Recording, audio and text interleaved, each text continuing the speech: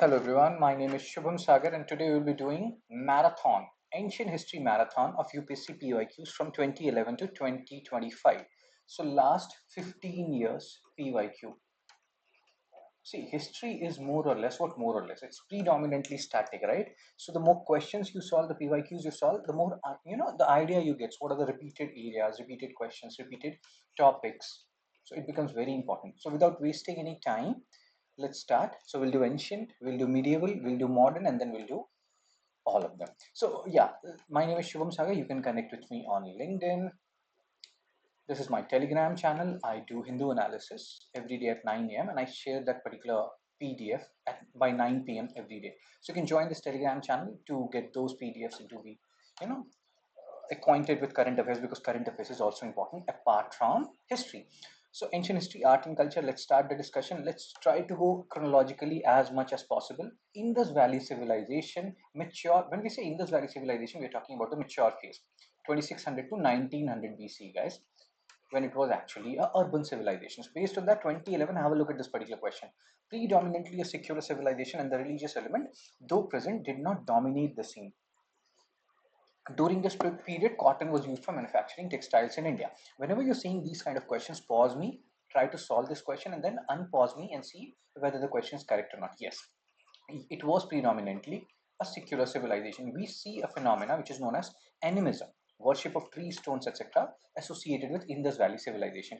You have, bronze dancing girl. You have figures related to male and female figurines. You have, so you cannot associate any religious element or a predominant element to that. It's basically a secular civilization, more confirming with animism, worship of trees, stones, etc. Yes, cotton was also used. In fact, even before Indus Valley civilization, there was a site which is known as Mehergarh. In Mehergarh, you find earliest evidence of agriculture or Neolithic period in Indian subcontinent. So there, they used to grow cotton and wheat.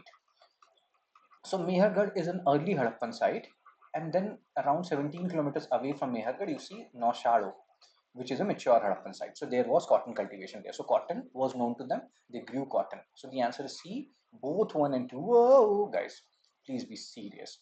So yes, as I've told you, animism, worship of trees and stone. Remember this particular word. These terms are important. Animism, monotheism, believe in one god. Polytheism, believe in multiple gods. Then you have cathenotheism. So what is cathenotheism? It's a form of polytheism given by, I think, Max Muller.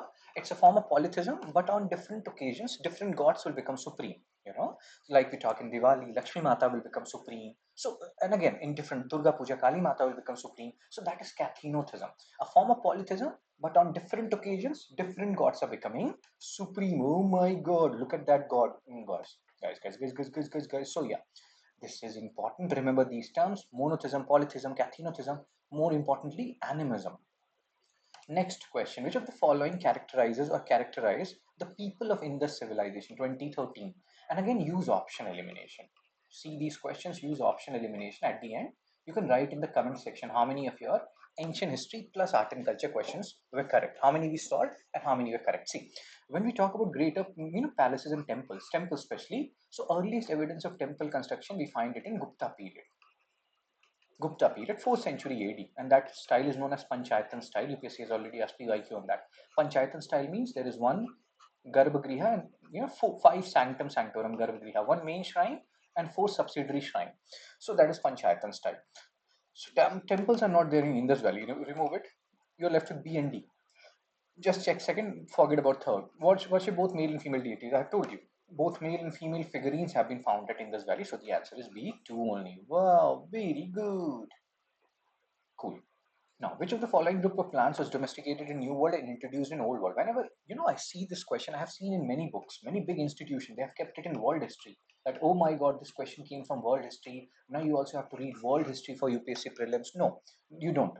You can do option elimination and you can easily solve this question. What we have just discussed, cotton, wheat cultivation was done in Indus Valley civilization, before Indus Valley civilization. So it was known so when we talk about old world, we are talking about Asia, Africa, Europe, etc. And when we are talking about New World, we are talking about Americas. North America, South America, Latin America. So if these cotton and wheat, they are already known in IVC, that means they're already known in Asia, that means they're already known in old world. So why will it be introduced from new world to old world when it is already there? So just remove all options which is containing cotton and wheat. So you're left with A only: tobacco, cocoa, and rubber. Hope you're understanding how we did the option elimination here. So it's not like you need to know world history to solve these kind of questions. No, sir. You can solve it based on the knowledge you have about Indus Valley. You can solve this question. Next question, sir, asked in 2021. Consider the places Bujahom, Chandraketugad, Ganeshwar, and try to match them.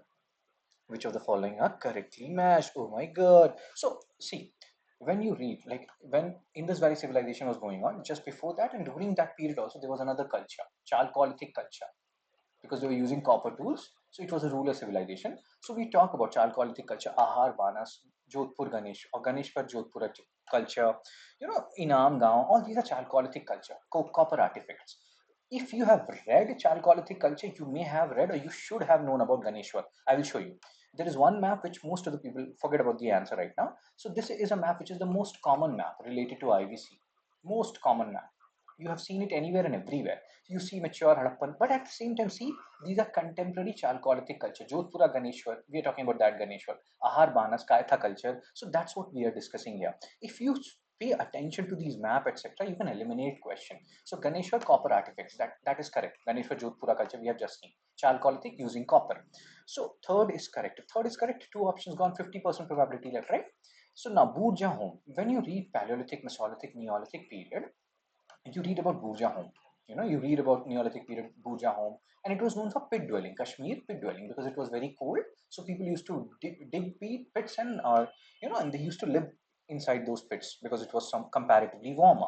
They're not known for rock cut shrine per se. So first is wrong. If first is wrong, it anyway is wrong. You don't need to even check it. Just check the second one. Chandraketugad, it is in West Bengal. It is known for terracotta. Terracotta is fired clay. Using that, arts were made. Yes. So second is correct. So the answer here is D, 2 and 3. So even if you, let's say you don't have any idea about Chandraketugad, you should have an idea about it, because you will see even in 2024 or 2025, we'll see that question. Chandraketugad has been asked. So the options which has been asked by UPSC multiple times, you have to revise those options, guys. It's not only about the answer here, that D, 2 and 3 is correct, this and that. No, it's more than that. You have to focus on the other aspects also, like Bhujaon, Chandraketugad, research on them. So the answer is D, 2 and 3. Locate Chandraketugad. Where is Chandraketugad? See this question. Which one of the following ancient town is well known for its elaborate system of water harvesting and management by building a series of dam and channelizing water into connected reservoirs? Please don't undermine PYQs. They are very important. So the answer here is Dholavira. Mainly most of the Harappan towns, they have upper, like Citadel, the upper town and the lower town. But in Dholavira, you have three stages. Middle town is also there. It's a UNESCO World Heritage Site. So all these things makes Dholavira very important. So is our work complete just by saying Dholavira? No. You have to also read about Kali Bangan, Black Bangals, Rajasthan, transition zone between eastern and western Harappan sites, Rakhi Garhi, Ropal, Roopnagar. So all these are important. Research on those other sites as well. This is your work. But yes, now you cannot Dhalavira, anything and everything related to Dhalavira is important. I will also tell you, since I do current affairs, I teach current affairs. Lothal, Harappan town, port town. If you see the map again, if we go back here only, you see Lothal. Lothal is continuously in news from last 2 years because government is making something known as Ancient Maritime Heritage Complex. They want to replicate the old Lothal. So they are making this AMHC, Ancient Maritime Heritage Complex. Modi sir inaugurated it. So now questions can come on Lothal. So revise these mature Harappan sites. They are really important. How important? Really, really, guys. Please be serious. Don't act like a kid, okay? We're good boys and girls. You people are. Chepandis? Chepu telsu ledu? Kadu. Just give me a second. So let's start and let's have a discussion on this particular question. With reference to the difference between culture of Rigvedic Aryans and Indus Valley people, which of the following statements is or are correct? Have a look at this. You can pause me. You can unpause me. You can try to solve this question. So don't get flustered by too many statements. Oh my God, this is such a tricky question. No, just use option elimination. Try to eliminate those statements which you feel is totally wrong. Like we know Indus Valley people, like we're talking about Chalcolithic culture, there is a chronology for metals which you need to remember: CBI, copper, bronze, and iron. So iron came at the end around 1000 BC. It is believed that Indus Valley people, they did not have idea about iron; they had idea about copper and bronze. In fact, dancing girl, there's a female dancing girl, she's made of bronze. Bronze and brass. Remember these terms. Brass and bronze, they are alloy of copper. So brass is copper plus zinc, and bronze is copper plus tin. So all these things you have to remember. This will help you even in science and tech. Copper plus tin. So Indus Valley, they did not know about iron. So if you eliminate second, you're left with A and C. Just check the third one. You don't need to check the first one. They have domesticated horse now. According to UPSC PYQs and all, there is a dispute related to horse. So there is no evidence of horse. Third is correct, and the answer is C1 and 3. But there is a dispute related to horse, guys, whether horse was actually there or not. So it's a disputed question, and that's why this man, who's one of my best friend, who's a good girl, this tattoo man. So she's saying that it is definitely debatable, guys. 2012, religion of early Vedic Aryans was primarily of what? So we talk about mature, means Harappan phase or IBC 2600 to 1900 BC. And after that, there's a time lag. And according to Upinder Singh ma'am, 1500 to 600 BC, you have something known as Vedic period. This Vedic period, 1500 to 1000 BC, you have early Vedic period. 1000 to 600 BC, you have later Vedic period. Early Vedic Aryans, they're talking about 1500 to 1000 BC, basically. And the dates sometimes vary because this is ancient India, but the dates which we are quoting here is from Upinder Singh ma'am's book. Upinder Singh, Ancient and Early Medieval India, which is one of the most trusted source right now for history optional, guys. Also, we're preparing for history optional. Upinder Singh ma'am, she's the daughter of Manmohan Singh, our former Prime Minister, sir. So, religion of early Vedic Aryans was worship of nature and yajnas. They were very terrified of nature, and that's why you see Agni, Varun and all, they used to worship it, and yajnas, sacrifices, they used to do that. So the best option is C, worship of natures and yajnas. Later on, these yajnas and sacrifice, they assume different forms: Ashwamedha, Vajapeya yajna, or Vajapeya sacrifice, Rajasuya, all these things. So the answer here is worship of nature and yajna, yaju. National. Now, let me tell you, when you talk about Vedic period, the major source here is Vedas. There is a difference in between Indus Valley civilization and Vedic period. When we talk about Indus Valley civilization, maximum information we are getting from archaeological sources, excavation. It means archaeological. And in the case of Vedic period, maximum information you're getting from Vedas. If I say each Veda has how many parts, or Veda has how many parts, people will start saying Rig Veda, Yajur Veda, Sham Veda, Athar Veda. No, just remember one thing: each Veda has 4 parts: Samhita, Brahmana, Aranyaka, and Upanishad. And since Upanishad is the last part, that's why it is also known as Vedanta. That means end of Veda, or Ved plus Anta. So remember these facts and figures, they're important. Samhita, Brahmana, Aranyaka, Upanishad. Vedanta, end of Vedas. And so please remember, so if you see any Upanishad, it has to be part of some Veda. So like Satyamev Jayate, it has been taken from Mundak Upanishad, let's say. So you have to find out Mundak Upanishad is a part of which Veda, Atharveda, and the work is not done. Kat Upanishad, Chandogya, this is not Chandogra, Chandogya, Aitareya, find out it is a part of which Veda. All these things are actually very, very, very important. Hope you understood why Upanishad is known as Vedanta, Ved plus Anta. Let's talk about questions on Buddhism. They are actually very important. So Lord Buddha's image is sometimes shown with the hand gesture known as Bhumi Sparsh Mudra. So what is the basic meaning of this Bhumi Sparsh Mudra? So Bhumi Sparsh Mudra is like Buddha's calling of the earth to witness his purity and chastity despite the temptation of Mara. So there was a demon Mara who was trying to entice Buddha. This demon Mara you can associate with your life. In your life there are desires, there are temptations, which is deviating you from the path of UPSC preparation. So you can imagine Mara. There is no one Mara, so to say. Mara is interpreted in different ways in Buddhism.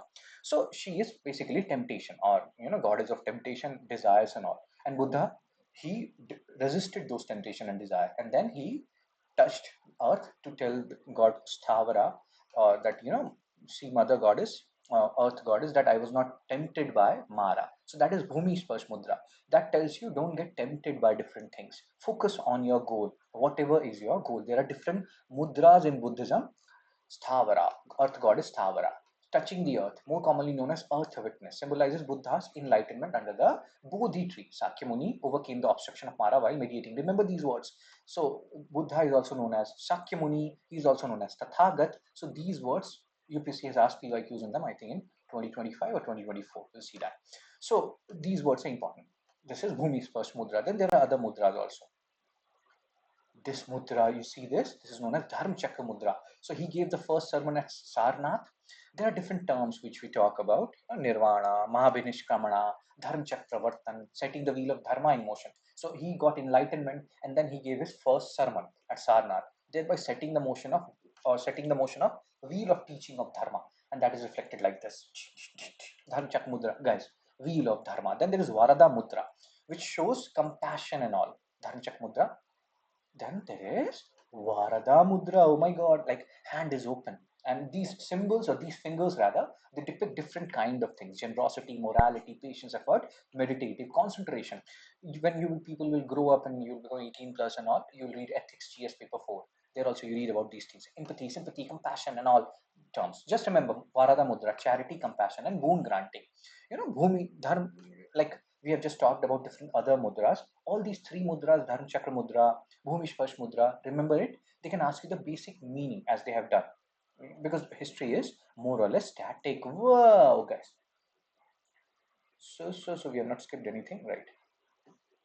Some Buddhist rock cut caves are called chaityas, where others are called viharas. What is the difference between the two? And it's not only about doing PYQs, it's about delineating them, trying to see, just I've told you, not only PYQs are important, the options are also very important. Delineation of these options are also really, guys, where has my mouse gone? Really important. So yeah. Oh my God, okay. Let's assume you have not seen anything. There will be some other stuff I will tell you. So chaityas, they are place of worship, vihara, dwelling place of the monk. Sometimes in some examination, I have seen this particular place, they contain more chaityas or viharas. See, understand, out of chaitya and vihara, if somebody asks you which is more, chaitya or vihara. So chaitya is a place of worship, right? If there is a place of worship, inside that place, 100 people, 50 people, they can stand together and they can do worshipping, right? But if they have to rest in one room, you cannot keep 100 people, right? So in more often than not, in different kind of caves, viharas will always be, or mostly 99% viharas will be more than chaityas. Hope you're understanding. In prayer halls can be 2 and 3, but resting halls they have to be more if people have to rest. So viharas, dwelling place, resting place. So B. And this is one deduction thing which we have done. Keep it in mind. Will help you in option elimination. Cool. Which of the following describes best the concept of nirvana in Buddhism? We keep on talking about this nirvana thing. What do you understand, or what do we understand by nirvana? What is the basic meaning of nirvana? Nirvana is existence of or extinction of flame of desire. You people clear UPSC, you will get a particular cadre, and then you will want something more, and then you will want something more. This desire never ends. You got into UPSC, maybe you got IPS, so you're like, I want IAS, I want foreign service. If you got IAS, I want a particular cadre. So the desire never ends. Extinction of flame of desire is nirvana in Buddhism. There's Dada J.P. Vashwani, sir. He's a spiritual teacher. See, he's saying the same thing. Desire is never satisfied by the enjoyment of the objects of desire. It goes from more to more, as does the fire to which fuel is added. Oh my God. Which of the following kingdoms? See, this particular question has been repeated by UPSC in 2014 and then 2015. So this is interesting. And that's why I'm telling you, you have to do your PYQs. The more you solve PYQs, the better you are. It's not like I have solved PYQs, remember. No, solve it again as many times as possible. If you make mistakes in questions similar to PYQs, it's a big harakiri. Kingdoms associated with the life of Buddha. Buddha is Sakya Muni. Sakya Muni. Yeah? Born in Sakya clan. The Sakya kingdom very close to Kaushal. If you see, I will show you the map. There's a map. I forget about the answer. So you see Shakya kingdom here. Kaushal is very close to here, and it is said that Buddha's mother, she was from Kaushala. She was a princess of Kaushal kingdom. So obviously he will go to his nani ghar, maternal grandmother's house, and nani ghar. So hope you are understanding where we are going with this. And then he went to Magad and all. But if you see the options which has been asked in this question, forget about the answer for the time being. They're asking during the life of Buddha. See the option Gandhara. Gandhara is very far. At that time, there was no bike, two-wheeler, four-wheeler that Buddha will drive it and go to Gandhara. So if you eliminate Gandhara, you're left with C and D, right? So now you have to check Avanti. Avanti again, if you see, it's far away. It's far away from where the things are happening. And it's not like they're asking Buddhism influence, then everything will be included. They're asking during the life of Buddha. So he was here, he went to Kaushal, his mother is from Kaushal, he went to Magadha, Nirvana, he went to Kashi, this particular region. But do you ever see him going to Avanti and all? We don't find it during the life of Buddha. So the answer is Kaushal and Magadha. See, 3 and 4. Remember these questions which UPSC has asked multiple times. There is a reason why they have asked it, and you have to dig deep into these kind of questions. And this map, guys, this map, before we talk about questions, this is very important. These 16 Mahajanpads, according to Angutar Nikaya, just like we have talked about Vedas, each Veda has 4 parts: Samhita, Brahmana, Aranyaka, Upanishad. Similarly, these Buddhist texts, they are also divided into Pitaks: Sutta Pitak, Vinaya Pitak, Abhidhamma Pitak, and these Pitaks are further divided into Nikayas. Now your homework is find out Angutar Nikaya is a part of which Pitak. Is it a part of Sutta Pitak, Vinaya Pitak, or Abhidhamma Pitak? Angutar Nikaya. I forgot I have to tell you something. So yes, sir. According to Anguttara Nikaya, there were 16 Mahajanpads. Have a look at all these Mahajanpad. Avanti Mahajanpad, it was divided into 2 parts by Vitravati River, which is known as Betwa River. Then you have Ashmaka Mahajanpad, located on Godavari River.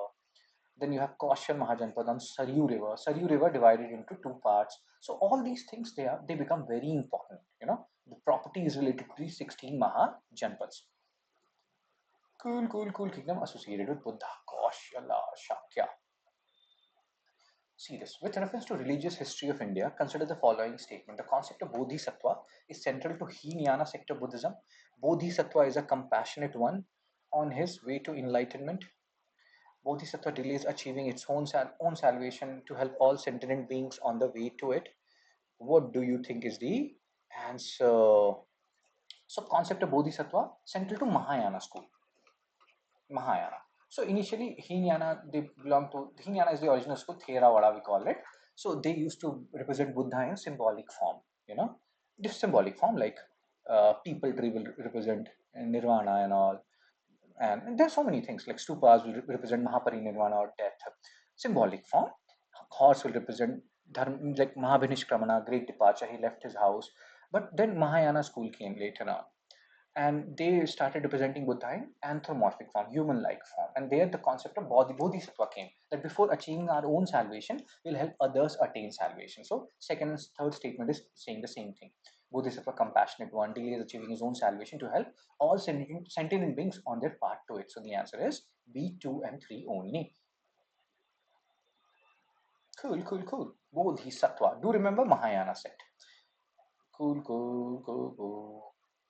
Which reference to Indian history, who among the following is a future Buddha yet to come to save the world? Like in Hinduism, we have this incarnation, Lord Vishnu Avatara, Krishna, Ram, Lord Ram. Same way, there are Avatara concept in Buddhism also. Future Buddha. Gautama was the present Buddha. There will be a future Buddha, which will be Maitreya. And between this whole timeline, when Gautama has gone and Maitreya has not arrived, there will be someone who will be known as Chhattisgarba, who will be maintaining this whole world, saving the world. Then this Avalokiteshwar, Lokeshwar, and Padmapani, they are different bodhisattvas, as we have discussed the concept, Mahayana school. Avalokiteshwar, or also known as Padmapani, his paintings you will find in Ajanta. So he is the one bodhisattva associated with compassion. Before you read this, I will show you this. This is more interesting. So great bodhisattvas, Avalokiteshwar, Padmapani, Lokeshwar, they're all the same guys. In 1 year, UPSC gave these 3 options in Buddhism, like based on which bodhisattva we're talking about. So there is only one option which can be correct. Let's say if A, B, C, D option is there. In one they have written Avalokiteshwar, second they have written Padmapani, third they have written Lokeshwar, and in fourth they have written some other. Obviously, these 3 cannot be the answer because they are all the same. So obviously D will be the answer. So keep these points in mind. Avalokiteshwar, Padmapani, Lokeshwar, they are bodhisattva of infinite compassion. Then you have Vajrapani, bodhisattva that represents power and forceful energy. And Maitreya, future Buddha. That's what UPSC asked in this question. Chhattisgarba, when Gautama, present Buddha, has gone and Maitreya has not come, between Buddha's death and age of Maitreya, he is the Bodhisattva Chhattisgarba who will save the souls of all, save the world. So remember these terms, Manjushri, Bodhisattva of wisdom. So all these they can directly ask you, because UPSC loves to ask questions on these Bodhisattvas. Avalokiteshwar, Lokeshwar, Maitreya, Padmapani, Manjushri, they can ask you the meaning also. What is the meaning of different bodhisattvas? What do they stand for? And what do they depict? All these things. Mahayana Buddhism. You can see how many questions UPSC has asked on Mahayana, Hinayana, Buddhism. I have already told you certain terms, certain things, concepts. See this. Consider the following statement: deification of Buddha, trading the path of bodhisattvas, image worship, and rituals. Which of the following is or are features of Mahayana Buddhism? They were representing Buddha in anthropomorphic form, deification, correct? Trading the path of bodhisattva, we have just discussed, that is a Mahayana Buddhism concept. Not actually third one, image worship and rituals. Yes, they started doing that. So this concept which Buddhism, like during the 6th century BC, more than 60 plus heterodox sects emerged. Heterodox sects means they challenged the authority of uh, Hinduism and this not exactly Hinduism, Brahmanical supremacy, so to say, and the rituals and all. And see what is happening. This rituals, etc. Like Ashwamedha, Vajpayee, Rajashvi, and other rituals, they are known only to certain Brahmins. They do it for months, sometimes years, and because of that, what is happening? There is something called as Brahmanical supremacy. If I don't have money to do these rituals and sacrifices, I cannot attain nirvana, moksha, whatever you want to call it. And that's why Buddhism, Jainism, and other heterodox sects emerge, Charvaka, Ajivika, and all. And now they are doing the same rituals and all. So the whole thing has come to a full circle. If you see, I hope you're understanding what I'm saying. So the answer is D, 1, 2, and 3. Revise Mahayana. You are understanding there are certain things which UPSC loves to ask questions on. So these things have to be studied, like Buddhism, Jainism, Bhakti movement, Sufi movement. You will see a pattern. So read anything and everything and go as deep as possible in Buddhism and Jainism. Doesn't mean you do PhD on them, but yes, certain amount. Paramitas, there is a term, paramita. What is paramita? So make a note of these terms. These are perfections. If you do certain stuff, that will lead you to bodhisattva path. Like you have Amir Khan. He do a lot of stuff, or certain stuffs. He's known as perfectionist, Mr. Perfectionist. So you have to do certain stuff if you want to become bodhisattva. So those perfections, those stuff which you have to do, you have to be compassionate, etc., etc. Those comes under paramitas. So remember this word. That's it. You don't have to do PhD because you have so much things to study. It's not like you're only studying ancient history, medieval history, or only history. With reference to cultural history of India, consider the following pairs: Parivrajika, Shramana, Upasak. Meanings they have given, and they're asking you which of the following are correctly matched. Whoa, guys, have a look at it. Parivrajika, renunciant or wanderer, Shramana. Just give me a second, guys.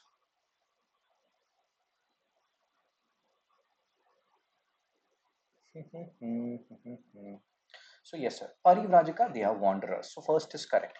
Shramana is also wanderer only.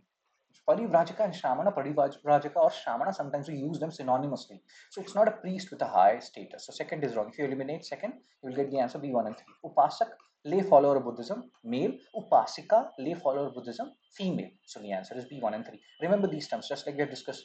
Paramita, Parivrajika, Shramana, Upasak, all these words are really important. Not impotent, important. So you can have a look at all the meanings and all. Let's go to Jainism. 2023. Souls are not only the property of animal and plant life, but also of rocks, running water, and many other natural objects, not looked on as living by other religious sects. The above statement reflects the core belief. So, Jainism, they believe that every object, inanimate, animate, has soul, be it rocks, etc. Every. So, don't hurt them.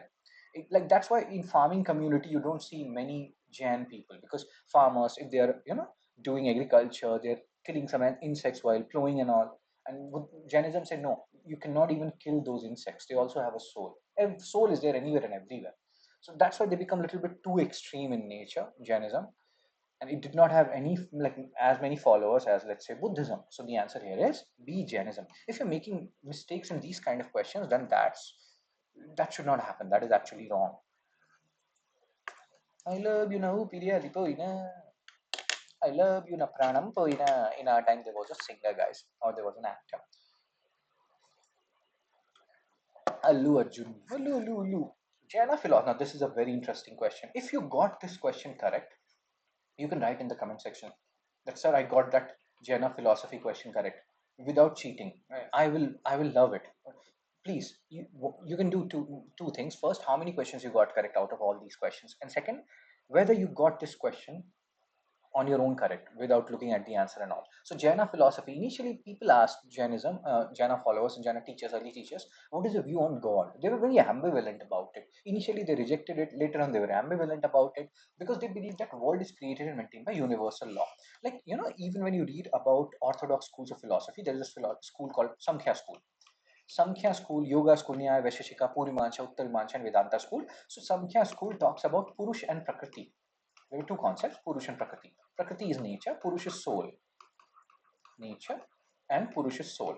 So different permutation and combination of Purush and Prakriti creates entities, individual beings. So let's say, I mean, my soul is in New Zealand. So New Zealand is the Prakriti, soul is my Purush. They will combine and they will create permutation and combination based on the nature of the soul. So Samkhya school says that this is the nature of, like, this is nature. Creation and destruction is a law of nature. Similar kind of philosophy you can see in Jainism. Universal law. You don't need a god to create and maintain world. It is maintained and created by a universal law, creation and destruction. You may have heard this Hindi quote, you know, something is vidhi ka vidhan hai and all those stuff. So this is universal law. They believe world is created and maintained by created and maintained by universal law. You don't need a god for it, and that's why initially they rejected the concept of god. Later on, they became ambivalent about it when it became a contentious issue, so to say. It's very similar to the Samkhya school of Indian philosophy, guys. And there is one more thing which you people have to do when you're reading Samkhya school. Do parallel study. Read yoga school at the same time. When you're reading Nyaya school, read Vaisheshika school at the same time.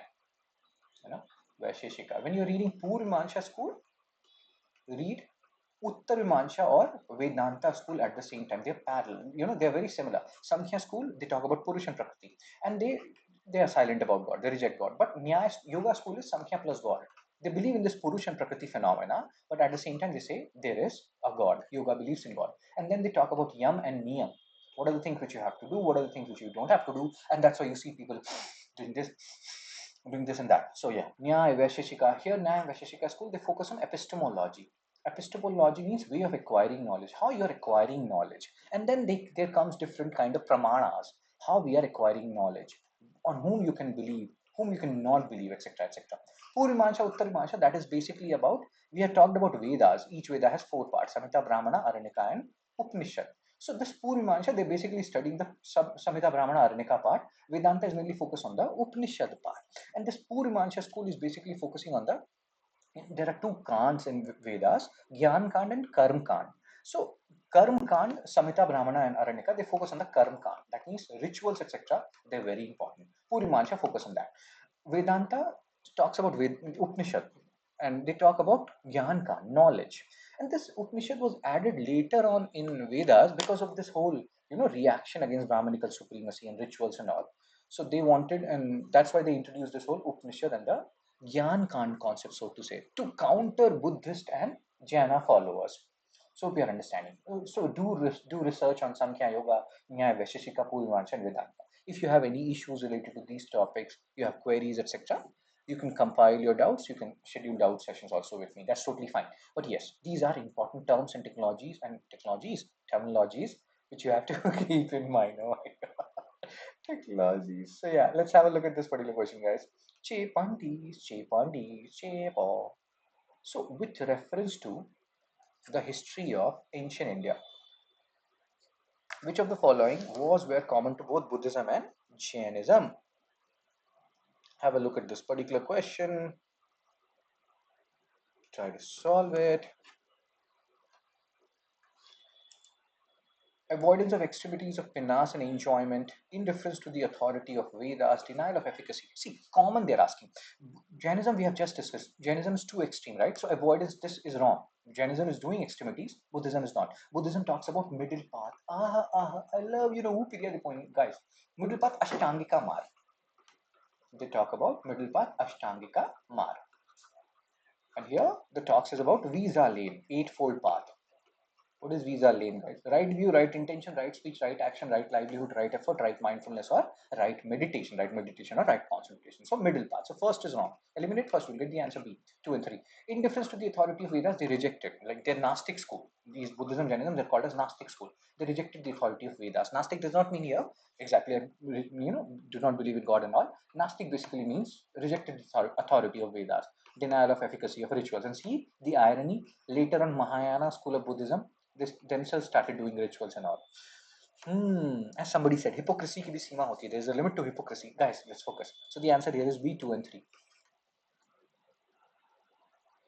And similar question was asked in 1996, one more option added. And that's why we are doing this research. And that's why we are reading these things in detail. These are very important topics, guys. You cannot ignore them. Which of the following statement is are applicable to Jaina doctrine? Surest way of annihilating karma is to practice pinas. Every object, even the smallest particle, has a soul. Karma is the bane of the soul and must be ended. So yes, surest way. Everything. You want to end your karmas and all, good or bad. Do pinas. Pinas in Hindi called praschit. So first is correct. We have discussed. Second question, object, a second statement, 2023 PYQ we have solved. Every object, even the smallest particle, has a soul. So second is correct. You're left with D, and so just check the second is correct, right? Where is gone? So second is correct. So that means D is the answer. 1, 2, and 3. Karma is the bane of the soul and must be ended. Yes. D 1, 2, and 3. Everything, whatever is written here, is correct. With reference to religious practices in India, Sthanakvasi sect belongs to what? Jainism. So Buddhism and like Jainism. If you talk about Buddhism you have Theravadas, and then later on Mahayana, Hinayana came. There were other divisions also. Stharviravadins, Mahasangikas. On the other hand, Jainism, they got divided into two parts, Svetambar, Digambar, and later on within them also there were divisions. Bispanthi, Terapanthi, like Sthanakvasis, Murti Pujaks. So Murti Pujaks, they are, again, as the name suggests, they are making idols of their Jaina teachers and all. On the other hand, there are Sthanakvasis who do not believe in this idol worshipping and all. They don't have temples. They have prayer halls, which are known as Sthanakas. And they are known as Dhundhiyas because they're trying to find the purpose of life. I very much associate with these Sthanakvasis. I am also like Sthanakvasis only. So Sthanakvasis, Jainism. Remember this chronology, guys. Don't remember the exact chronology. You don't have to do PhD here. They are basically this Javed Akhtar's quote. Why to fear what will happen in life? If nothing happens, you will have experience. Jain, Shwetambar, Digambar. Shwetambar, wearing white clothes. Digambar, nude, no clothes, because there is a concept of aparigraha, non-possession in Jainism. You should not have anything which you don't need. You don't need clothes. You came nude, and most probably you will go nude. Why wear clothes then? Shwetambar, white clothes. So Shwetambar Mandir Margi, Murti Puja, if we call it, Sthanakvasis, they have sthanakas, prayer halls. They sit there, they do meditate, they try to find out the purpose of life. Sthanakvasi, Jainism. Digambar, Bishpanthi, Terapanthi, here there are basic differences. Who will sit, who will stand, who will adore their teachers, who will have problems with their teachers, and in between, like Bish is 20, right? Tera is 13, and then there was an average called Totapanthi. So Totapanthi, they are following some points of Bishpanthi, some point of Terapanthi. Tota is 20 plus 13 by 2. 33 by 2, 16.5. We are reading, doing CSAT here. Please, guys, you don't have to do Khartara Gacha, Anal Gacha, Lopa Gacha. No, just remember Mandir Margi, Sthanakvasi, Bishpanthi, Terapanthi, they are associated with which particular religion? Jainism. Shwetambar subsets, Mandir Margi, Sthanakvasi. Murti Pujaks or Mandir Margi, they are the same. Worship idols. Again, you can see a dichotomy, right? These are the things which they were initially Jainism were criticizing against Hinduism. And now they also, or Brahmanical supremacy, they're also doing the same thing. Sthanakvasis do not believe in idol worship and do not have temples. They have prayer halls, sthanakas. And their word dhundiya is associated with them, which means searchers trying to find out the purpose of life. Chepadis. Chepu chepu. Like, share, and subscribe, guys. Spread the word. If I'm adding to your knowledge base, you can donate at this number. If you want this particular PDF, again, you can send me a message at this particular number only. Let's move on to the next question asked in 2022 with reference to Indian history. Oh my god, just give me a second here. So with reference to Indian history, consider the following text. Niti Prakarna Parishtha Parvan Avdana Shataka Trishashti Lakshana Mahapurana. Which of the above are Jaina texts? When you see these kind of questions, you feel like, oh my god, I have to read so many things, I have to learn so many things, What you have to understand here is, just remember one term, that is Avadana. Avadana. Avadana are Buddhist text. Divya, Vadana, etc. It can come at the start, it can come at the end also. Avadana. Be on the lookout for these words. So Avadana, anything ending or starting with prefix or suffix with Avadana, they are Buddhist text. So if you eliminate third, If you just knew that particular information, you got the answer. B. Parishta Parvan, Trishashti Lakshana, Mahapurana. Now, do research on these 4 books, but don't do PhD on them. Keep in mind the keyword which I told you. Avadana, they are Buddhist text. Like we have discussed Pitak and Nikayas and all. So Avadanas, they're also Buddhist texts. Jatakas, stories of previous life of Buddha in different forms, human, animal forms. So remember these words, Avadana, etc. That will help you in eliminating option and solving questions, because there are so many Buddhist texts, Jayana texts. How many will you remember, guys? The only thing is focus on the keywords. Now, if any question comes on Avadana text, these are Buddhist texts. So just eliminate option, you will get the answer. Darshanas, this is what I was saying, that whenever you are reading Samkhya school, read Yoga school at the same time. Samkhya and Yoga has to be read at the same time. When you're reading Nyaya school, read Vaisheshika school at the same time, Samkhya and Yoga. And when you're reading Vedanta, read Vedanta, means Purvimansha, and then you read Uttaravimansha Vedanta school at the same time. These are all Astic schools. Astic school means they accepted the authority of Vedas. Buddhism, Jainism, Charvaka, Lokayats and all, they are Ajivikas and all, they are Gnostic school, rejected the authority of Vedas. So 6 systems of Indian philosophy. They are basically asking which of the following not is part of the Astic school. So have a look at it and try to solve it.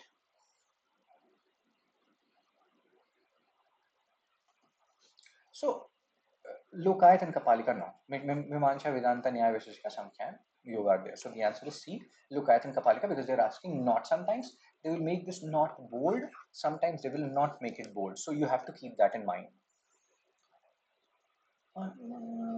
Mauryan Empire, if you go and talk about Mauryan Empire, 2023, concept of stupa. You may feel like, sir, why is stupa kept here? Why not in Buddhism? We can keep it anywhere and everywhere. That's totally fine. Why we have kept it here? Because maximum stupas were built during the period of Mauryan Empire, during the period of Ashokas. Basically, maximum stupas, Ashoka, modern ruler. So keep that point in mind. That is also important. So, concept of stupa, Buddhist in origin. Stupa is generally a repository of relics, votive and commemorative structure in Buddhist tradition. So statement correct. No, it's not Buddhism in origin. Even in Vedic texts, you find the concept of these mounds, you know, relics, remains in mounds and all. So this has Hinduism, or it has Vedic origin and all. So it's not Buddhist in origin. Eliminate that. Rest second and third statements are correct. Stupas containing the remains of Buddha or his immediate followers, and it's a way of worshipping or remembering Buddha. So it's a votive commemorative structure as well. So second and third is correct. The answer is B. Only two. Good question. Goody goody goody. Good question. Who among the following rulers advised his subjects through his inscription? Whosoever praises his religious sect or blames other sects, it is sect, guys. Don't read it something else. Out of excessive devotion to his own sect, with the view of glorifying his own sect, he rather injures his own sect very severely. The answer is Ashoka. Let me show you the source here. Ashoka रोशनी से भरे भरे भरे भरे नैना से तेरे. So what I'm doing this history through NCERT series, where I'm covering all history chapters from NCERT class 6 to NCERT class 12 chapter wise. Basically, class 6 is about ancient history, class 7 medieval history, class 8 modern history, class 9 most of the portion world history, like that. So if you want to revise certain stuff, let's say your ancient history is poor, revise class 6. See this. If one praises one's own religion while criticizing another's, one is actually doing greater harm to one's own religion. Ashoka. Classics chapter 7. Revise it on your own, guys, or you can join my History through NCERT series. If you need any more message, you can send me a WhatsApp message at. I've shared the number with you, 9650303257. Wow. See? So don't undermine NCERTs. They are the building blocks for both pre as well as mains. Major rock edict 12 of Ashoka, they are also containing these information and all. So when you talk about these rock edicts, so see, understand one thing. Ashoka, so there are 4 types of edicts, or we see major rock edicts, major rock, minor rock, they also, and then major pillar, minor pillar. So what is the basic meaning of these terms? Major rock edict means they are inscribed on rocks and they have significant amount of inscription is there. Minor rock edict means they're inscribed on rock, less inscription is there. Again, major pillar, inscribed on pillar, a lot of inscription is there. Minor pillar, inscribed on pillar, less amount of inscription is there. So keep these points in mind. They're really, really, really important. And what is important from exam perspective, these major rock edicts. UPSC asks about their location, so you have to revise all the location. Kalsi, Dholi, Jogada, Eragudi, all these places, they become important wherever the major rock edicts of Ashoka is there. Ashoka. Who among the following had first deciphered the edicts of Emperor Ashoka? 2016 question. These are basic questions. If you make mistakes in these questions, then it's a bad thing. You should not do that. Oh my god. So the answer is James Prinsep. James Prinsep deciphered the edicts of Emperor Ashoka. Ashoka. Ashoka. Ashoka. See this. This is what I was saying. Major rock edicts location in the site. Dholi, Eragudi, Jogada, Kalsi. How many pairs are correctly matched? 2022 question. So all the major rock edicts location, they become really important. How important? Very, very, very, very important. So if you see this question, Dholi, it is in Odisha. Jogada is also in Odisha. So Jogada is in Odisha. Eragudi is Andhra Pradesh, correct. Kalsi is in Uttarakhand. So that means 1 and 2 they are correct. Third and fourth they are wrong. So the answer is only 2 pairs, right? Right. Kandahar, Sahabaz, Gadi, Manchera, Kalsi. Before you see this thing, see this map and you see major rock edicts, pillar edicts, minor rock edicts, blah blah blah. Out of this, first focus on these guys, the square ones. Major rock edicts, Eragudi, UPSC asked it. Then Sannati, they have not asked it. So Para, Dholi, Jogada, both are in Odisha. They have already asked it in this question. Kalsi they asked, Uttarakhand, Shahbaz Garhi, Manchera, Kandhar. Kandhar everybody knows. Once you are done with the major rock edicts location, then focus on the pillar edicts. But yes, major rock edicts are really important. And once you have done these rock edicts, then these 14 rock edicts, etc., special rock edicts in Odisha or you know, Kalinga, you can look at what they were talking about. They talk about Dhamma Hamattas. Ashoka focused on victory by Dhamma rather than victory by war. So he talks about Dhamma Ghosha, Bheri Ghosha. So these terms becomes very important. Dhamma Ghosha, Bheri Ghosha. Dhamma Ghosha is victory by Dhamma. You know, Bheri Ghosha is victory by war. All these terms very important. Dhamma Hamattas, who are propounding these philosophies of Dhamma in different portions of the terrain of modern empire. Modern empire, guys. And then you can read all these things. These terms, Pradeshikas, Rajukas, Yuktas, they're basically the officers at the district level. Rajukas are keeping track of the land records. Yuktas, a subordinate officer. UPSC has already asked this question in 2025. Who are these Pradeshikas, Yuktas, and Rajukas? So they are important, guys. Don't take things lightly or these terms lightly. Oh my god, Dhamma Ghosha, I've already told you, Bheri Ghosha. They can ask you the meaning of these terms.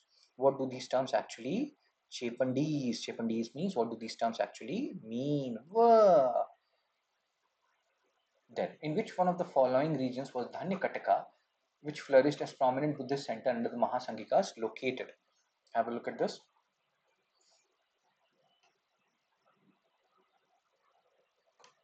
So, Dhanyakataka. So, when you people, read about post-Mauryan period, during post-Mauryan period, you read about a particular kingdom known as Satavahanas. Satavahanas. So these Satavahanas, they ruled in southern India and their region was, let's say, this. So first, initially their capital was Pratisthana or Paithan, which was there in Maharashtra. Then for a certain period, their capital was Dhanyakataka, which was near Amravati, Andhra Pradesh, so Andhra. So this particular region, and they also this Satavahanas, and then later on Ichhuakus, they patronized this Amaravati school of art. So it was a Buddhist center under the Mahasanghikas, Dhanyakataka, Andhra region. Guys, do you remember it was a capital of Satavahanas for a brief period? Satavahanas, they're very important because their king's name, Gautamiputra Satkarni, etc. It led people to believe that it's very matriarchal in nature. They are named after their mother, Gautamiputra Satkarni, Gautami's son. But more or less, sons were only becoming the ruler and all. So it's not like it's matriarchal. It's just names are coming from mother. Satavahanas, Pratisthana, Paithan, their capital. Amaravati, near Amaravati, here you have Dhanyakataka. Dhanyakataka. This Pratisthana or Paithan, it is currently in Maharashtra. This Dhanyakataka, Andhra Pradesh. So Pratisthana, Maharashtra. Cool. Satavahanas, they used to fight with the Shakas, Western Kshatrap Shakas a lot. So yeah. Questions on Sangam age. UPSC love to ask questions on Sangam age. According to Upendra Singh Ancient means early medieval India book, Sangam is 300 BC to 300 AD. So when modern period was going on, 324 BC say, or 322 BC to 187, 185 BC, and then post-modern period, 2nd century BC to 3rd century AD. During some part of modern period and some part of post-modern period in southern India, Sangam age was going on, 300 BC to 300 AD. And here you see about three kingdoms, Chola, Chera, and Pandyas. Pandya, Hardik Pandya. No, it's different Pandya. So Cheras, their capital Vanjis and all, very near to Mujiris. Then Cholas, their capital was Urayur. Later on, it became Puhar, Kaveri Pattinam. Pandyas, their capital was Madurai. Their capital means port town was Korkai. Remember these times they used to fight a lot, and that's why they used to talk about Akkam song, love song, Puram song, war song. Pyar kar, ho, pyar kar. That means love, love, akam, akam. And then some people started saying war kar, ho, war kar. That means Puram, Puram, Puram, Puram. So akam, Puram, remember the Sangam text. Shila Papadikaram, Mani Mekalai, Pattu Pattu, Tolka PM. These are Sangam text. And you will see a major element of Buddhism and Jainism in those texts, which shows the influence of Buddhism and Jainism in this particular period in the southern India, Chola Chera Pandyas, Chula Chula, Sangam age. And now let's try to solve this question based on the current knowledge which you have. I love you. Now, Piriyadi, Poina. I love you, na Pranam. Poina. Guys, please be serious na. So Sangam point. See, unlike the Sangam age, when Sangam age was going on, in northern India, you have this vertical division of society. You know, you have Brahman, you have Kshatriya, you have Vaishya, you have Shudras, this kind of division. On the other hand, in South India, horizontal division of society was going on based on which land you're living in. Kurinji, Mulai, Marudam, Niyadal, Palai. These are the lands. Like Marudam is agricultural tracts rather, agricultural lands. Cholas, they had a lot of agricultural tracts, Kaveri Delta and all. So that's why Chola became one of the victorious part. Like many of the battles between Chola Chera and Pandyas, Chola became victorious because they have a lot of Marudam. Remember these words, you know, Kurinji, Mulai, Marudam, Niyadal, Palai. And now this is your homework. Find out what does Kurinji means, Mulai means, Niyadal means, Palai means. Marudam, agricultural tracts. So Sangamish, they were knowing about the social classification of Varnas in northern India. This vertical division, they had a horizontal division. Later on, they also got divided into this vertical division, Brahmanas and non-Brahmanas, which led to this whole Justice Party movement and then self-respect movement and the current emergence of Dravidian politics, DMK, AIDMK parties, which talk about representation of non-Brahmanas and how Brahmanas are dominating different positions, educational posts, jobs and all. So hope you're understanding where we're going with this. So yes, the answer is social classification was known. Even if you don't know, they are devoid of any reference. Can it happen? They don't talk about anything related to material culture. No reference to warrior ethic. I've just told you Puram song. War, they did believe in magical forces irrational. No, they did believe in these things. Even today, people believe in these things. They're not irrational completely again. So B is the best option here. Social classification, no. But they had a horizontal division, so to say. Later on, vertical. Brahmanas, non-Brahmanas. With reference to ancient South India, Korkai, Pumpuhar, Mujiris were well known as what? Revised Sangam age. Sangam age is very important. UPSC loves to ask questions on Sangam age, guys. I love you know Piriyadi. Poina. So Korkai, Pumpuhar, Mujiris were ports. Ports. So best thing whenever you are solving these, focus. Like we have talked about Cheras. Their capital was Vanji, Tondi, Mujiris, their port towns, and again the Pandyas, capital Madurai, Korka is a port town. Cholas, their initial capital was Urayur, later on Kaveri Patana, which is also known as Puhar. Puhar, same. So you can see all of them are port towns. Maybe later some of them became capitals, but the commonality here is port towns. All of them are port towns. Cheras, capital Vanji. We don't exactly know the location of Vanji and Mujiris. Historians are still speculating. Oh my god, speculating about it. Their emblem is bow and arrow, or their importance to trade with Romans. So during this period, Sangam age, postmodern period, what happened during first century AD? Monsoon winds was discovered first century AD by Hippalus.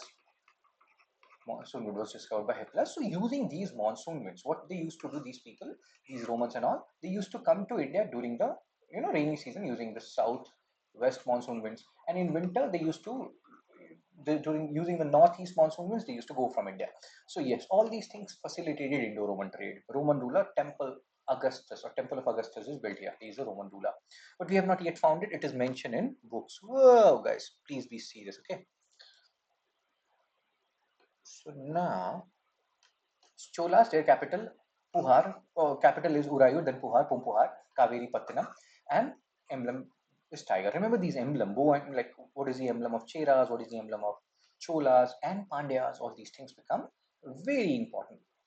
Pandya's capital Madurai, Port Korkai. So you can see all these are port towns. Sati, idol worship, common important thing, Nedun Chelian. They can give you, they can ask you, Nedun Chelian was a Pandya king or what. So you have to remember that. Which of the following explains the concept of Vata Kirutal as mentioned in Sangam poem? So again, you can see how important Sangam age is. Solve all PYQs on Sangam age. Revise Sangam age minutely as much as possible. That is important, guys.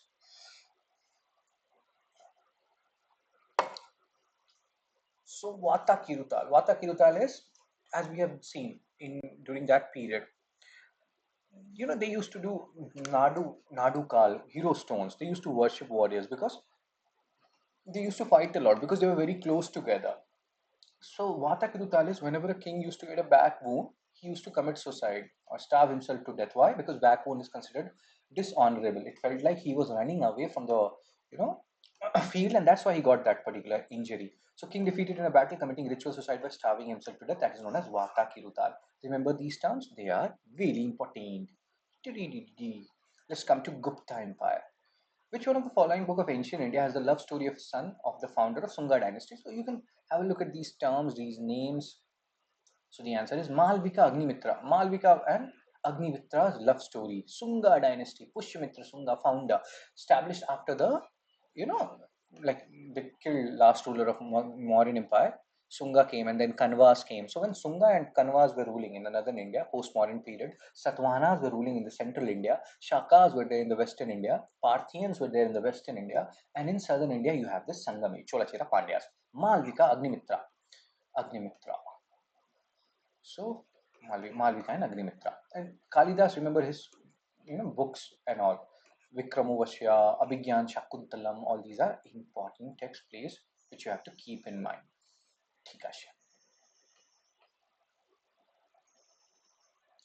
Now this is a good question. With reference to scholars of ancient India, see this. Pushyamitra Sunga, Panini wrote a Sanskrit text known as Ashtadhyayi. Very important. Ashtadhyayi. And basically dates are hazy about Panini, but he is associated with 5th, 6th century BC. Pushyamitra Sunga came after Mauryans. Obviously, he's not there in 5th, 6th century BC. He's much later than that, right? So first has to be wrong. You're left with B and C. He's around 2nd century BC. So you're left with B and C. Check the second one. Third is correct. You don't need to check. Amar Sinha is associated with Chandragupta II only, Vikramaditya. So he's not associated with Harshvardhana, who came much later, 606 to 647 AD. But on the other hand, Chandragupta II, if I'm not wrong, he's around 385 to 414 AD, something similar to this. 385, 380 dates somewhat varies here, or something like that. So yeah, Chandragupta II. Amar Simha as well as Kalidas. So second is wrong. The answer is C, 3 only. These are important factual questions. If you have done it, you will be able to do it. Kalidas, Abhigyan, Shakuntalam, Malvika, Nimitram, Raghuvansha, Kumar Sambhava. Remember these things. And again, Amar Simha also. Like we have talked about Panini, he has written a Sanskrit grammar text, Ashtadhyayi. Amar Simha has also written a Sanskrit grammar text later on, Amar Kosh. So remember these things. But Amar Kosh came later than Ashtadhyayi because Panini is there in 5th, 6th century BCE and Amar Simha is there in the Gupta period, 4th, 5th century AD. So yeah. With reference to forced labor, which is known as Vishti, they can directly ask you this. They can make a separate question from this question only.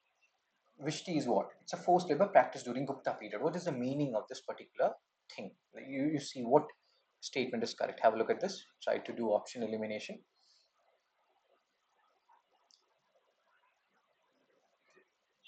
So it was considered a source of income for the state, a sort of tax paid by the people. So remember these facts and figures.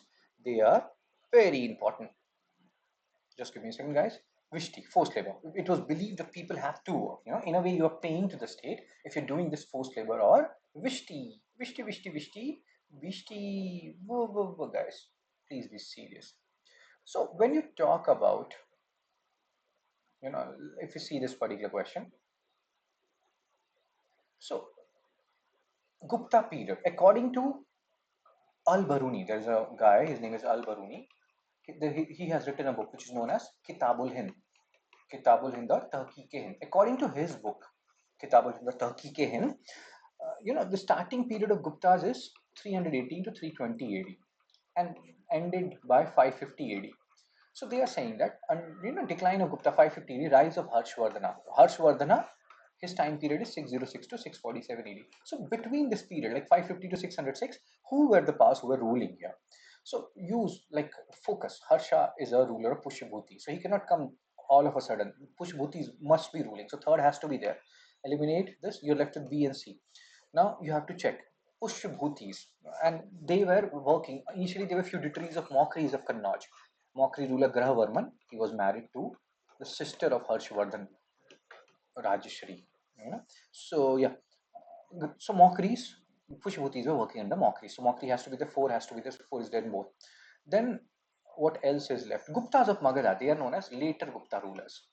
So they were also there. So first has to be this. So the answer is B, 1, 3, 4, and 6. This Yadava of Devgiri for 12th, 13th century AD, we're talking of Pushbhuti, of Paramaras of Malwa, they're also 9th, 10th century. So the answer is B, 1, 3, 4, and 6. Here it may look like a tough question, but it is not. This is 590 AD map, guys. Have a look at this. This is lying between that time period which we discussed. Gupta period declined by 550 AD. Harsha will come in 606 AD. Between that period, these are the kingdoms, late Guptas. They displaced the earlier Guptas. Mokris, Grahavarman. So Shubhutis initially working under as feudatories of Mokris. Their capital is Thaneshwara. Thaneshwar we call it in Haryana. Then you have Maitrakas of Vallabhi. Jaina Council happened in Vallabhi. All these places are important. Bhrigu Kacha or Bharu Kacha. It is also known as Bharu. Very important port town. Why it is called Kacha? I am not going there. Chalukyas. Which style we talk about? Pallavas. Kanchipuram. So Pallavas were there during the time of Samudragupta also. There was a ruler called Vishnu Gopa, who was the ruler of Pallavas during the time of Samudragupta. So these are the facts. The more you see these maps, the better you will become in these things. So yes, revise it. Study history in a chronological manner. Things will become much easier for you. Have a look at this. Chipandi's question, Chibu Jibu, with reference to cultural history of India. The term Panchayatan refers to what? What is the basic meaning of? Just give me a second. Panchayatan. Assembly of village elders. I've told you at the starting only when we were talking about these things. I have told you what is panchayatan style, what is the basic meaning.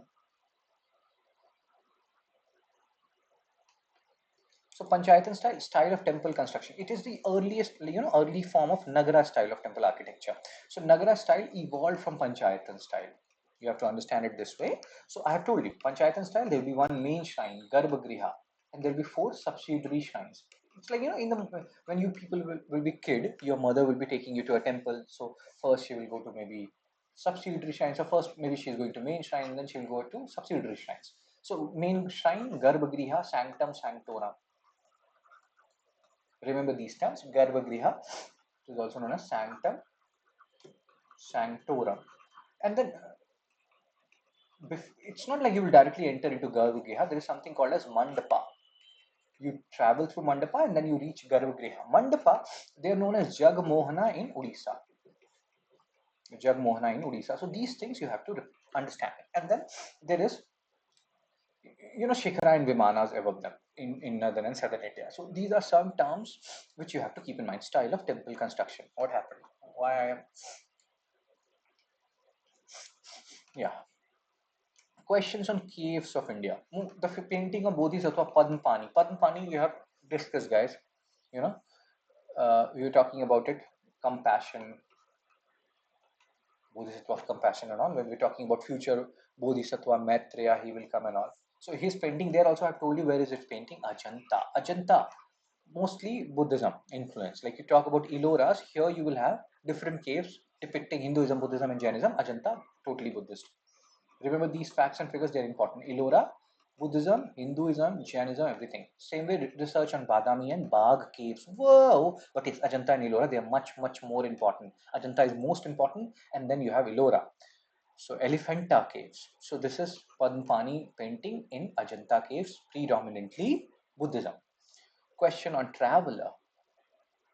Yuan Chang, Yuan Chang, 2013 they asked it, 2025 they have asked, and Fahian. So, they ask questions. And that's why we have to solve these PYQs. They give you an idea what is important, what is not, what to focus on, what to skip, and all. And there is a chronology also here, guys.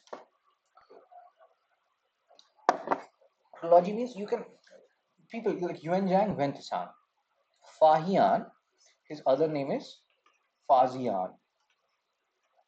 So how will you remember Fahian came first or Yuan San? So see this F and H. So in F and H, what comes first? F come first. So Fahian came first. He came during the period of Chandragupta II. We have discussed 384, 414 AD. When the sun came during the period of Harsha, 606 to 647 AD. So remember the chronology, this is important. And after Fahian Yuan the Sun, there was another guy who came, his name was Ising. So all these names are important. Ising, he came around 671 AD. So during the period of Yuan the Sun, he came during the period of Harsha. He's saying the roads and river routes were completely immune. Can it happen any period, even right now in Modi sir's period where everything is happening in such an awesome manner? We are in Amrit Kal and all. Are we completely immune from robbery? When we are not completely immune from robbery in this Amrit Kal, God, guys, please don't laugh. So this is an extreme statement. Eliminate it. If you eliminate one, you directly get the answer B2 and 3. Regards punishment, yes, mutilation of limbs and all this used to happen. Tradesmen had to pay duties at ferries and various stations. So in these kind of questions, you can use your common sense. But the problem is, common sense is not that common. It's easy for me to sit in an AC room and say about all these stuff. But in exam, there is pressure cooker like situation, so you have to take a lot of decisions. So yeah, miscellaneous plus art and culture question. Have a look at this particular question related to guilds, shrenis of ancient India.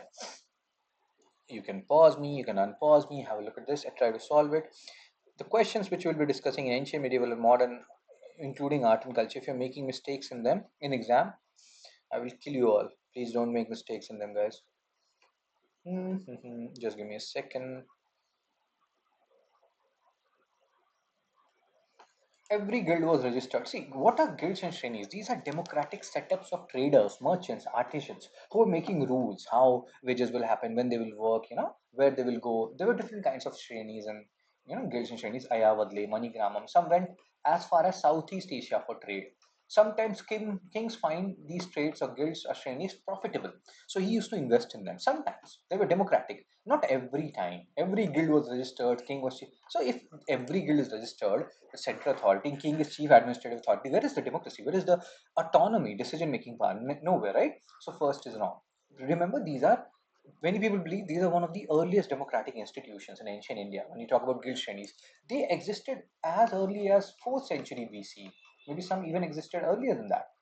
Very, very old phenomena, and you can see wages, rules, all these things were done by them. First is wrong, and second and third, they are correct. Ayavadle, Manigram, they can directly ask you what they are. So they are guilds and shrenis. Keep these points in mind. They are really important. Now let's have a look at PYQ 2024. Means 2024 questions. Oh my God, what happened? So which has been asked. Whoa, whoa, whoa, whoa, whoa. With reference to ancient India,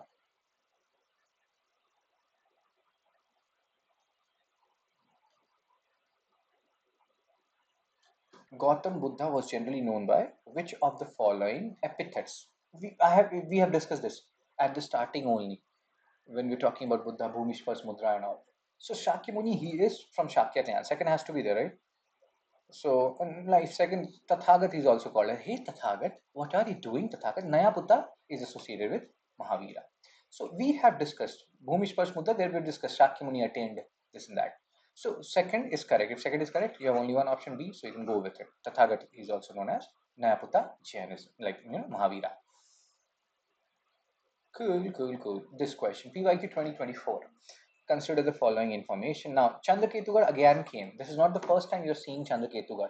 That's how you understand what places are important, what places you cannot miss upon, So Chandraketugarh, it is not in Odisha, guys. It is in West Bengal. So first eliminated. You're left with second, third, fourth. Inamgaon is in Maharashtra. It's a very famous algorithmic site. Second is correct, so that means the answer has to be B, 2 and 3. Mangadu, Kerala, Shalihundam is in Andhra Pradesh, but it is not a rock cut cave shrine. It is a Buddhist, you know, famous for Buddhist architecture, basically, Salihundam. So the answer is B, 2 and 3 only. PYQ 2024, again, we have done this. Shanghabhuti, Indian Buddhist monk. This is a factual question. If you get this question wrong, don't worry about these kind of questions. It's not like these questions will make or break things for you. It's fine. Everybody will get these kind of questions wrong.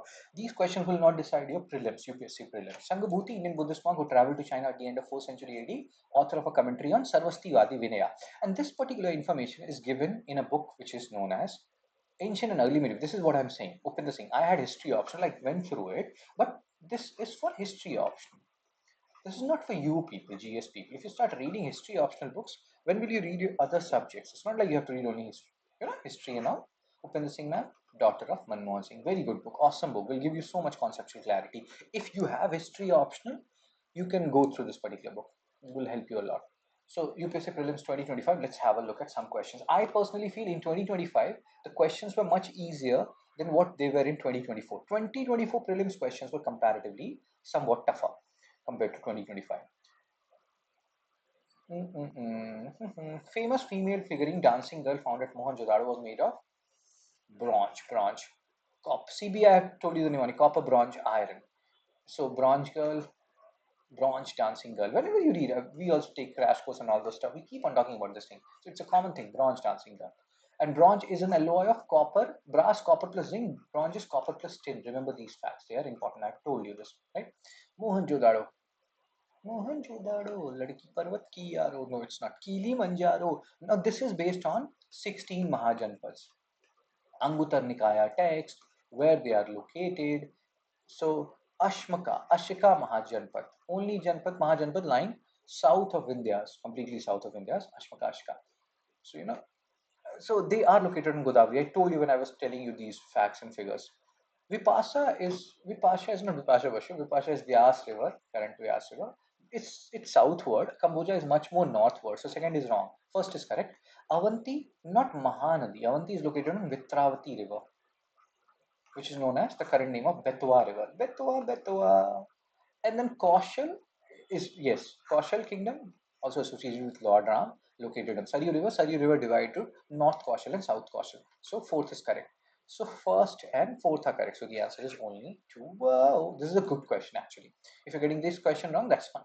Fine, but once I teach 16 Mahajanpad, I teach people about these things. Ashmaka Mahajanpad, only Mahajanpad completely lying south of Vindhyas and located on the banks of river Godavari. This is not the first time you're seeing it. Are you seeing it for the first time? I don't know. Potana Podali, it is there in Maharashtra. This Podanyapura which you're seeing, it is the name of Potana Podali. It is in Maharashtra. Ashmaka. Avanti, Vitravati River, Betwa, Matsya River, Viratnagar. Then you have so many Gandhara, Kamboja, you see. And this whole Vyas River is somewhat south. Kamboja is far north. So that's why that option is wrong. Avanti, Vitravati River is dividing into two parts. This is Betwa, not what they're saying. What river UPSC was asking? If you see this, so they're saying Avanti Mahanadi, not Mahanadi. It is Betwa River, Vitravati River, Betwa River. You can have a look at this Avanti, important center of Buddhism. This is not same as it is associated with life of Buddha, which we have discussed earlier. Life of Buddha means during the period of Buddha, what are the places you associate? Later on, everything became important center of Buddhism. Almost Kaushal Kingdom, Saryu River divided into two parts, north and south. Sravasti, northern capital, Kushavati, southern capital. Famous king Prasenjit ultimately merged with Magadha. They also, I think, they captured Kashi kingdom. Kashi, capital Varanasi. Varun and Asi river. They used to flow around this region, Kashi, and that's why Varanasi, you see, Varun plus Asi, Varanasi. UPSC Prelims 2025. This Pradeshika Rajuka Yukta, you have seen it when we were talking about major rock edicts of Ashoka. There we have talked about Ashokan inscription and this facts, right?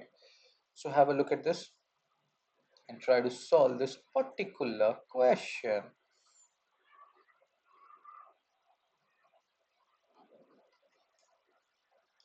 So Ashoka inscription suggests that Pradeshika Rajuka Nukta, they were district level administration. You can go back to that slide, you will see that. So Pradeshika, four provinces, major provinces: Uttarpat capital Takshila, Avantipat Ujjain, Dakshinpat Suvarnagiri, Kalinga, Toshali. Districts under the charge of Pradeshikas. Then your Yuktas, their subordinate officers, Rajukas. Some people say rulers, some people say they also kept a track of the land records. Fahian, we have talked about Yuan Xuanzang. He came during the period of Harshvardhana. Fahian, I have told you when I was telling you about Yuan or Xuanzang, he came during the period of Chandragupta II. Cool, cool, cool. Iron pillar inscription at Mehrauli. He maintained 9 Navratnas, Kali Dasha, and Chinese pilgrim. Fahian visited. He is also written as Fazian. So keep these points in mind. They are really important. UPSC Prelims 2025. Who among the following rulers in ancient India had assumed the title Mattavilasa, Vichitra Chitta, Gunabhara? Have a look at this, try to solve this. So again, this is a factual question. The answer is Mahendravarman, Pallava ruler Mahendravarman. He is very famous for rock cut architecture. His son Narsimhavarman now. So his time period is coinciding with when Harsha was ruling in northern India. In the central India, some portion, you have Pulakesin too. Chalukya ruler who defeated Harsha, which we know from Ahiol inscription. This Pulakesin too, he also defeated Mahendravarman I, which is known as Vilasa, etc. You see, descent of Ganges temple, Mahabalipuram, Kachipuram and all, rock cut architecture, Mahendravarman. And then Mahendravarman I was defeated by Pulakesin II, who also defeated Harsha. And then later on, Pulakesin II was defeated by Mahendravarman's son, Narsimhavarman. So Mahendravarman I, Narsimhavarman I, Narsimhavarman II, famous Pallava rulers, important for rock cut architecture and important for the whole fight which they were having among themselves. NCRT reference about Pallava king Mahendravarman I. And then came Narsimhavarman, Mamallapuram, Mahabalipuram. They made rock cut architecture, descent of Ganges and all. Arjuna's Pinas, freestanding monolith rathas. What are these monolith architecture? Monolith means generally what happens when you make any architecture, you start from bottom and you go to top, right? Bottom to top approach you follow, right? But in monolithic architecture, it's exactly opposite. Monolith, you go from top to bottom. So you have a big rock and you are carving it, and then you're making different architecture. So that is monolithic rathas. Even in Ellora's caves, you have monolithic architecture, Kailash temple and all. So monolithic rathas, that's how you make it. This is the basic difference between normal architecture and monolithic architecture. Bottom to top normal, and monolithics top to bottom. Kutter, kutter, kutter, they do it. Kutter, kutter, kutter. Intikamlunga is basically associated with I will take revenge. Narsim Varman I is saying this, about Pallava ruler, Pallava Chalukya ruler Pulakesin too, because he has defeated Mahendravarman I, his father. So yes, sir. So yes, sir. We have done a lot of questions. You people will tell me how many questions you are getting correct. Revise all this, whatever we have done up until now. Now next we will do medieval. Like here it was ancient plus art and culture. Then we'll do medieval plus art and culture, and then we'll do modern plus art and culture. You revise these PYQs as many times as you want to, because you will realize once you give 2026 prelims what I'm saying. So many questions in some form or the other will come from these questions, PYQs which we have discussed, and the concepts which we have discussed. We have discussed a lot of concepts. Plus, do remember this fact: you are not competing with anybody else. You are competing with yourself only, and you just try to be better than what you were yesterday. The rest everything will take care of itself. If I'm adding to your knowledge base, you can donate at this number. You can also, if you want PDF, you can also send me a message at the same number. That's it from me, guys. All the best from my side. Take care, be blessed. I will see you soon.